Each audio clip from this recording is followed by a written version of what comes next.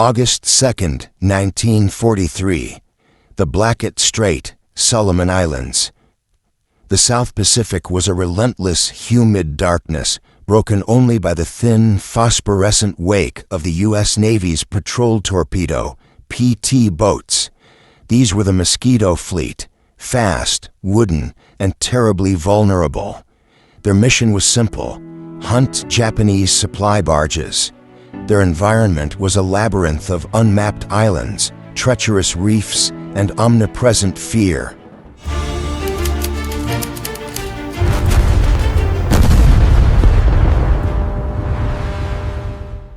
Lieutenant, junior grade, James Jap Peterson, a newly minted commander barely a year out of Annapolis, stood on the bridge of PT 598, gripping the wheel until his knuckles were white. The air was heavy with the smell of gasoline and salt spray.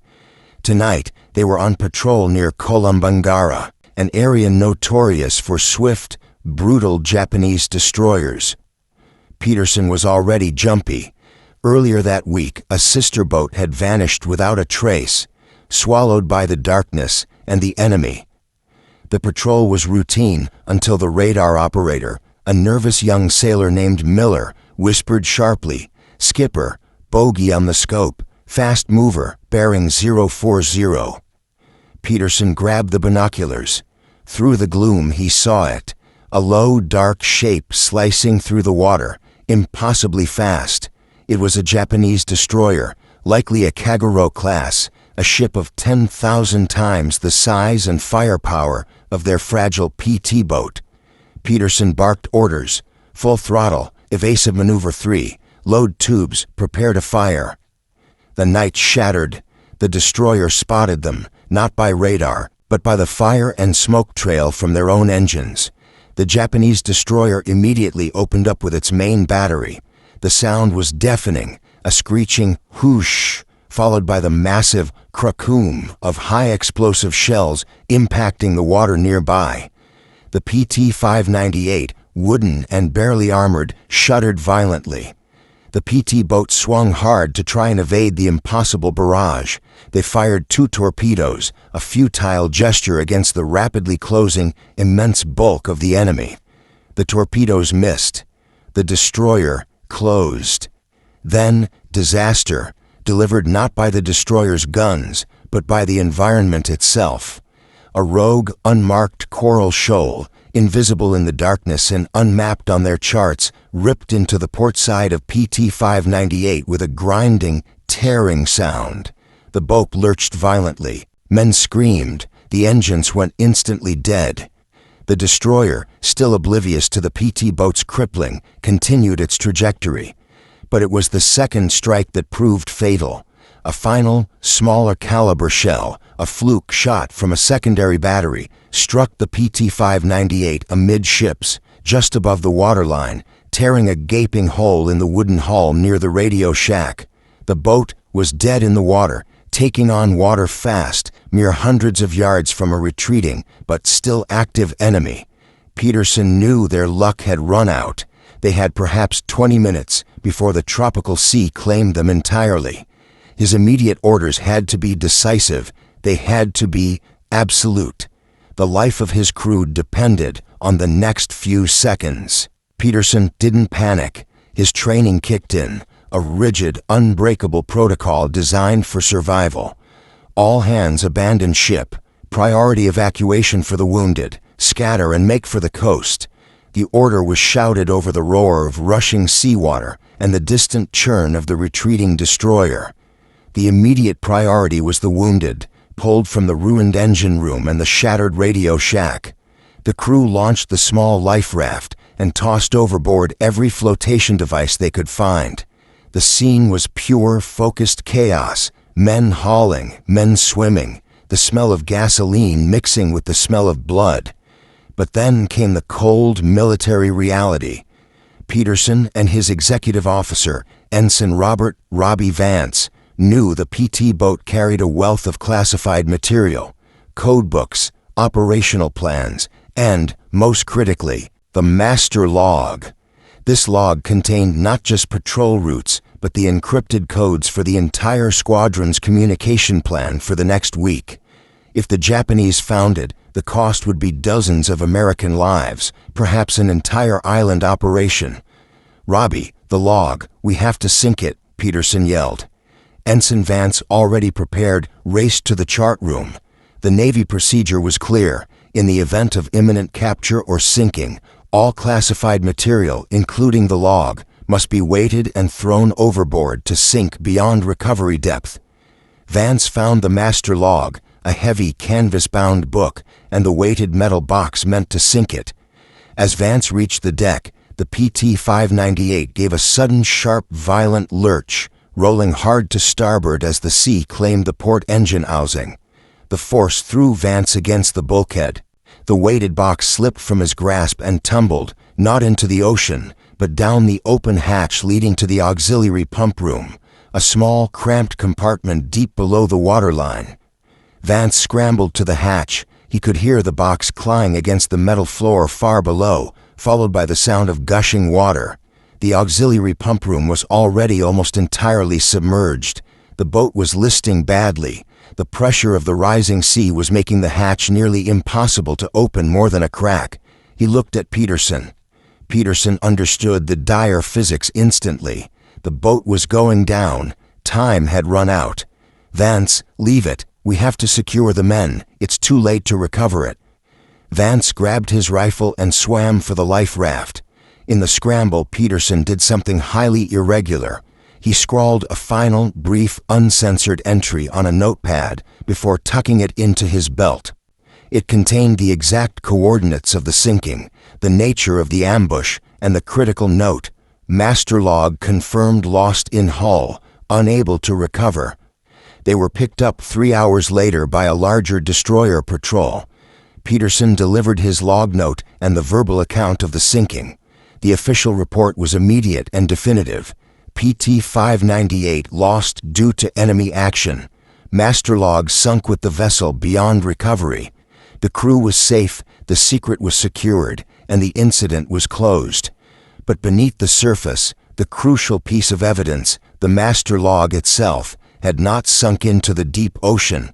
It was sealed inside the hull of the PT-598, waiting for history to find it. For 50 years, the truth of PT-598 remained undisturbed, classified under the simple, immutable fact of its loss. The location given by Peterson was close, but the treacherous currents of the Blackett Strait had dragged the small wooden hull into an unexpected shallow trench, shielding it from deep-sea salvage.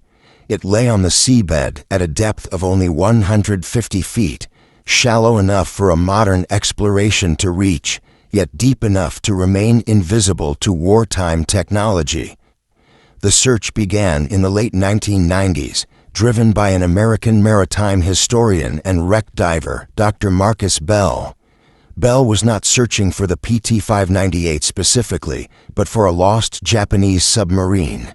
His side-scan sonar swept over the seabed, detailing the debris and coral formations. Then, there it was, a clear, undeniable outline of a World War II-era patrol torpedo boat, startlingly intact. Bell knew instantly what he had found, though the markings were obscured by decades of coral growth. He dispatched a small 2-man dive team. The first dive was exploratory, meant only to confirm identity and status. The water was clear, and the sight was ghostly.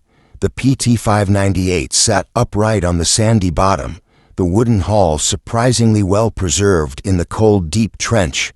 The bow was shattered by the coral shoal, the superstructure damaged by the shell hit, but the vessel itself was whole, a perfect time capsule.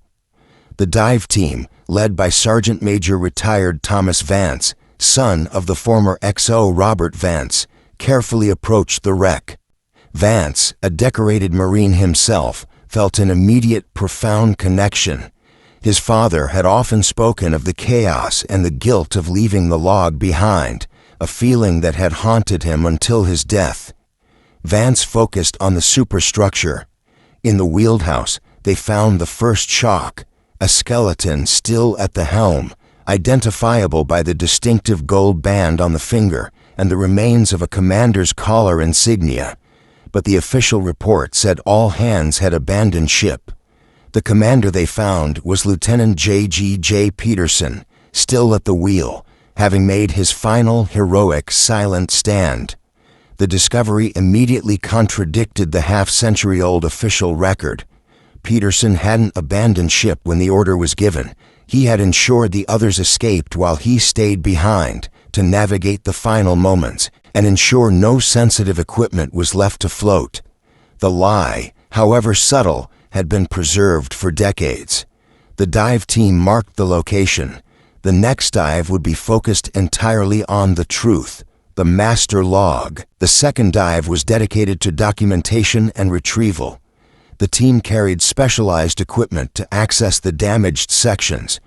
Thomas Vance, guided by his father's memories of the boat's layout, located the auxiliary pump room hatch.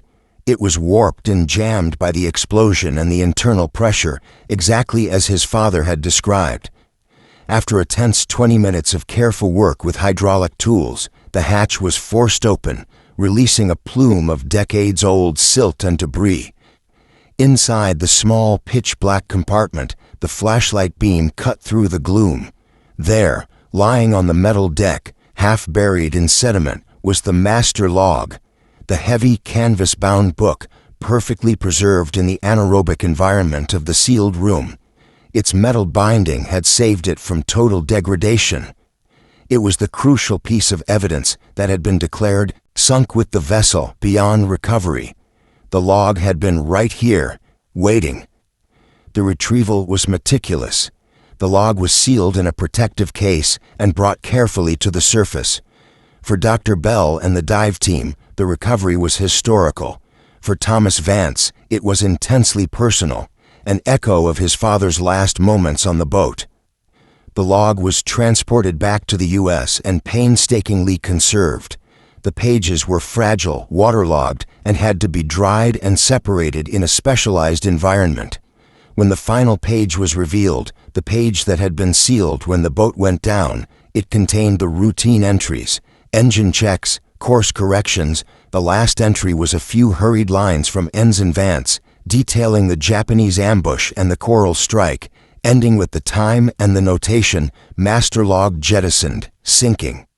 But underneath that entry, scrawled on the very bottom of the page in a spidery, water-smudged hand, Lieutenant Peterson's hand, was a final, uncensored postscript. It was the truth no one had ever spoken, a truth meant only for the deep ocean. Log did not sink, trapped in pump room. Ensign Vance unable to recover due to damage. Engine chief and 2 men trapped in aft compartment, taking water too fast to extract. Sealing hatch now to save forward section. God forgive the lie, skipper stayed. The script was terse, military, and devastating. The final damning truth. Not only was the master log never sunk, but Peterson's most critical decision was not merely to stay at the helm. It was to seal 3 of his own men into a flooding compartment, to slow the sinking, buying time for the majority of the crew to escape. The official report said all hands abandoned ship, but the log proved that 3 men, Engine Chief Petty Officer Michael O'Malley and 2 sailors, were still aboard when the PT-598 went down. The revelation from the log struck with the force of an unexploded torpedo. It was a 3-part secret. The master log was never destroyed. Lieutenant Peterson died a hero sealing the hull, and, most agonizingly, 3 U.S. servicemen had been sealed alive inside a compartment and went down with the ship. The official record of the Navy had listed the 3 lost men as killed in action, presumed drowned after abandoning ship. The Navy's report was designed to protect the integrity of the command, the morale of the crew, and the reputation of the heroic Lieutenant Peterson. Admitting that Peterson had sealed his own man in was a moral and public relations catastrophe. The initial reaction from the Navy, when presented with Dr. Bell's findings and the physical master log, was immediate and bureaucratic, denial and classification. They cited Peterson's final uncensored note as unverified, possibly written under duress, and highly sensitive to international relations.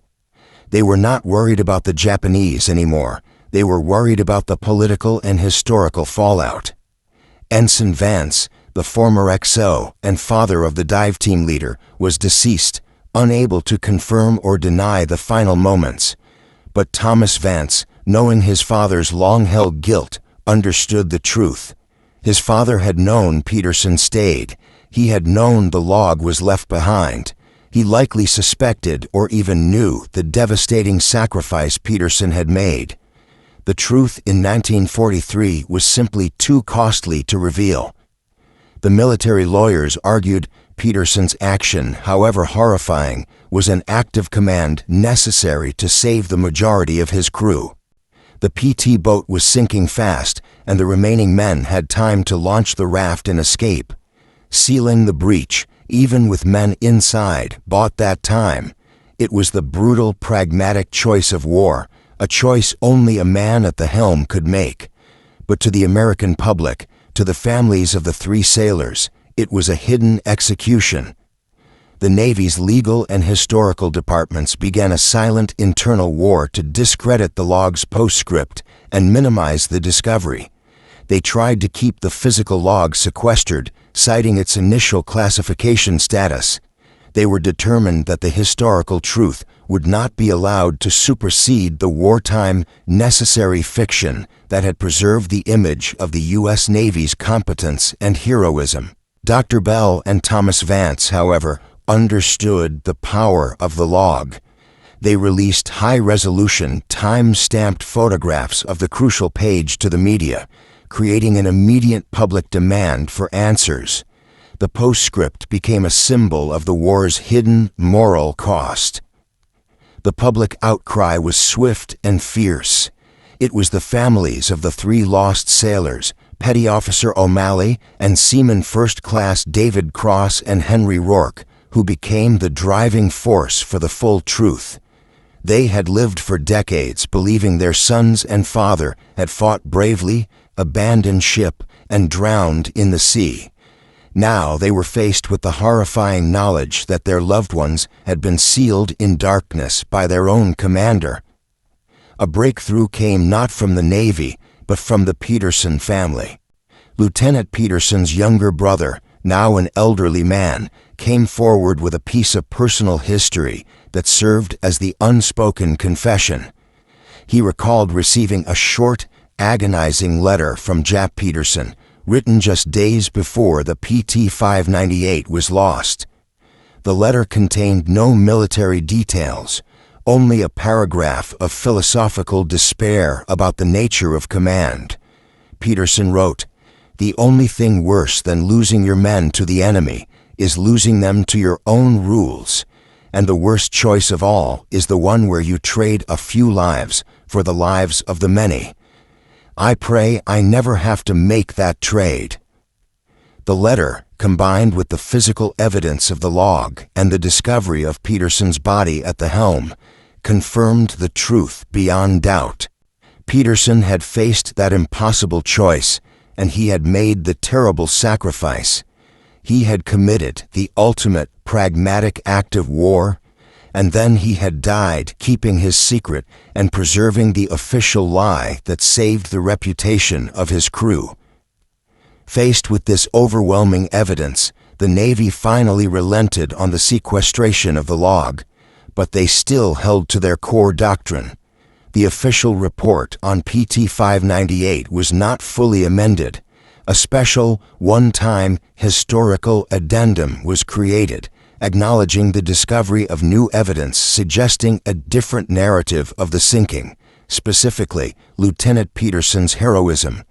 Critically, the cause of death for O'Malley, Cross, and Rourke was only changed to "died while executing critical command procedure," avoiding the direct admission of being sealed alive. The institution could bend, but it would not fully break its founding narrative.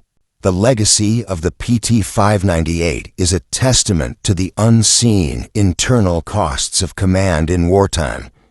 Lieutenant Peterson, who was honored for his bravery in ensuring the survival of his crew, was a more complex figure than the simple hero the Navy needed. He was a commander who chose to sacrifice 3 men to save 8, and then sacrificed his own life to protect the reputation of his ship and the stability of the entire squadron's communication codes. The discovery of the master log and the hidden bodies within the PT-598 ultimately served as a vital decompression of history. For the surviving crew members, the men who had escaped thanks to Peterson's ultimate sacrifice, the revelation was both a shock and a confirmation of a vague, shared guilt they had never been able to place. They finally understood why Peterson had stayed behind, why the sinking was so sudden. The true secret of the PT-598 was not the friendly fire or the Japanese ambush. It was the moral choice made in the final minutes, the choice between the lives of a few men and the integrity of the entire military operation. The Navy had understood this choice immediately and had crafted the necessary fiction, the simple, clean report of abandoned ship, to ensure the war machine kept running smoothly. Today, the PT-598 remains a powerful wreck site, preserved by the ocean itself. It is not just a memorial